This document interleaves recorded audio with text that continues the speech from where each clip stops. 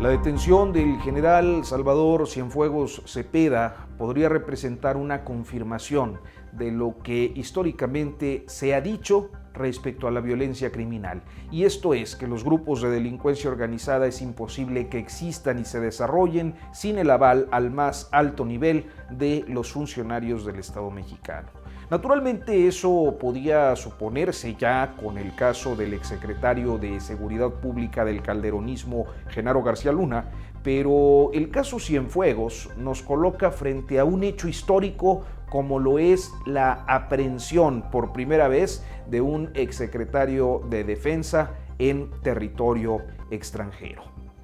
Tomando en consideración que el ejército mexicano que conocemos surgió en 1914, el único exsecretario de Defensa que recuerde fue detenido es Enrique Estrada, por apoyar la rebelión de la Huertista por ahí de 1923-24, mientras que su sucesor, Francisco Serrano, fue detenido pero de inmediato asesinado en aquella famosa masacre de generales en Huitzilac, Morelos, en 1927. Y claro está, ningún exsecretario de Defensa había sido detenido y procesado en Estados Unidos, como es ya con Salvador Cienfuegos. Un asunto que no solo constituye un escándalo, sino que puede tener complicaciones para el propio Estado mexicano. Y esta última afirmación se relaciona con el altísimo grado de conocimiento que un secretario de Defensa tiene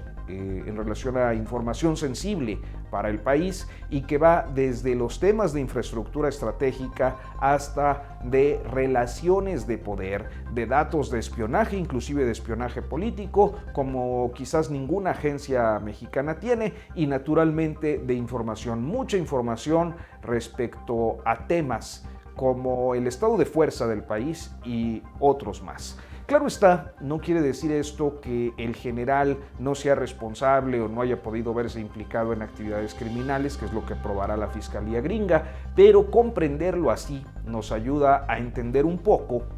la forma en la que el presidente Andrés Manuel López Obrador ha fijado al menos 3 posiciones sobre este asunto. La primera es que el presidente reculó. Primero planteó que, como en el caso García Luna, los que hubieran colaborado con Cienfuegos tendrían que presentar su renuncia, pero lo dijo que solo si se demostraban con pruebas los hechos que se les imputan, y finalmente, quizás al ver la dimensión de las relaciones a nivel de generales divisionarios, es decir, entre los generales del más alto rango en el ejército mexicano, haya preferido pedir, a diferencia de como hizo con García Luna, esperar a que se ofrezcan las pruebas por el Departamento de Justicia y que quizás las compartan con México. En medio de este viraje, el presidente López Obrador insertó una serie de reclamos a la DEA por sus operaciones en México y principalmente por el operativo llamado Rápido y Furioso, que fue un plan que consistía en perseguir delincuentes que compraran armas en el mercado negro, promoviendo traer las armas por los propios gobiernos para luego perderlas, que fue lo que pasó. Se les perdieron y alimentaron así la violencia en México. Estados Unidos le debe a México una explicación, dijo el pasado lunes 19 el presidente, fecha en la que también fijó la tercera posición. Y esta es que él y solo él puede ser el vocero del gobierno de México en el asunto Cienfuegos. Ahora bien,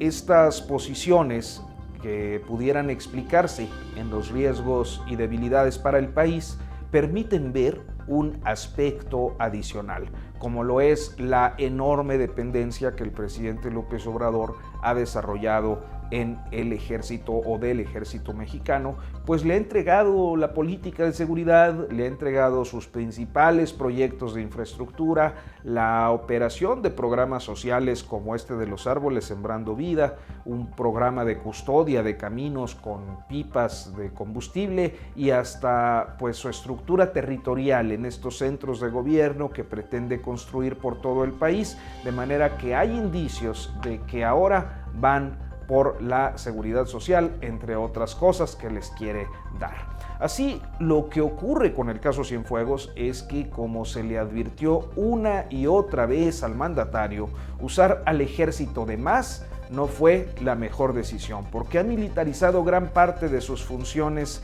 de gobierno con una institución a la que, por más que intente dejar a salvo, resulta imposible salvar la imagen de numerosos generales divisionarios que ahora, también dado el caso de Salvador Cienfuegos, pueden quedar expuestos.